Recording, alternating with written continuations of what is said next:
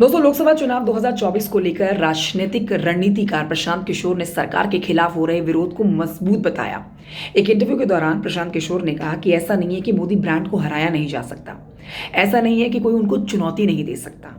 चाहे कोई राजनीतिक दल उनको चुनौती दे या ना दे, लोग उन्हें चुनौती दे रहे हैं। प्रशांत किशोर का कहना है कि विपक्षी दल कमजोर हो सकते हैं, लेकिन सरकार को लेकर जो विरोध हो रहा है वो कमजोर नहीं है।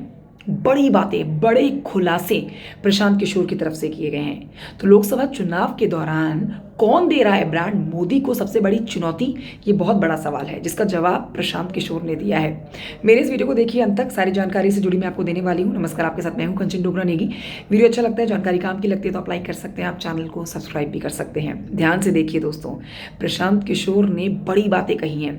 उन्होंने कहा है कि ऐसा ये देश है जहां पर 60 करोड़ से ज़्यादा लोग हर दिन 100 रुपये से ज़्यादा नहीं कमाते हैं।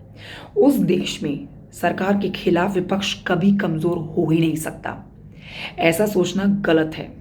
प्रशांत किशोर बोले हैं कि विपक्षी दल और विपक्षी दलों का गठन कमज़ोर हो सकता है, लेकिन देश में हो रहा विरोध कतई कमज़ोर नहीं हो सकता है। प्रशांत किशोर की इन बातों को ना आप कतई हल्के में नहीं ले सकते हैं। सरकार के विरोध वाली बात का तर्क देते हुए प्रशांत किशोर ने आंकड़े गिना दिए हैं। आंकड़े सामने रखते हुए वो कहते हैं कि किसी को भी 50% वोट नहीं मिलते। सरल भाषा में आप उनकी इस बात को समझें तो उनका कहने का तर्क ये है कि 100 में से 40 लोग पीएम को वोट करते हैं। 40 लोग उनके काम, उनके हिंदुत्व, राम मंदिर, अनुच्छेद 370 का समर्थन करते हैं। तो कुल मिला के बस 40 लोग ही खुश हैं। 60 से 62 लोग खुश नहीं हैं। बीजेपी के सामने ग्रामीण संकट एक बड़ा मुद्दा है। इसके बाद भी यदि बीजेपी जीत रही है तो विपक्षी दल उतने मजबूत नहीं हैं और उतने भरोसेमंद नहीं हैं जो ब्रांड मोदी को चुनौती दे सकें। लेकिन बड़ा सवाल तो लोगों के मन में यही है दोस्तों, जिसका जवाब प्रशांत किशोर ने दिया है कि क्या ब्रांड मोदी की ताकत घट रही है। जानिए उन्होंने क्या कहा है। प्रशांत किशोर ने 2024 के लोकसभा चुनावों की तुलना 2014 और 19 के चुनावों से की। प्रशांत किशोर बोले, ब्रांड मोदी की ताकत 2014 और 2019 की तुलना में कम हो रही है। 2014 में वोटरों में उत्साह था। 2019 में लोगों को लगा कि सरकार को विकास के लिए एक और 5 साल का मौका मिलना चाहिए।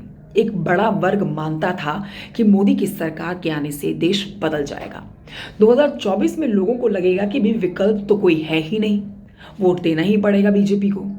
प्रशांत किशोर ने बताया कि 2024 में जो चुनाव बीजेपी लड़ने जा रही है वो बहुत ही ज़्यादा टफ फाइट का चुनाव है।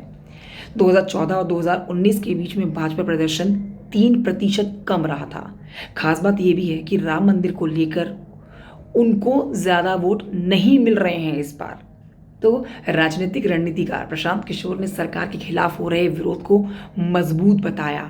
प्रशांत किशोर ने कहा है कि भाई ऐसा नहीं है कि ब्रांड मोदी को हराया नहीं जा सकता, लेकिन अब देखना ये दिलचस्प होगा कि प्रशांत किशोर की ये बातें कितनी सत्य साबित होती हैं। 4 जून को नतीजे बताएंगे। फिलहाल आप कमेंट करके बताइए जानकारी कैसी लगी आपको। Thank you so much for watching. जय हिंद।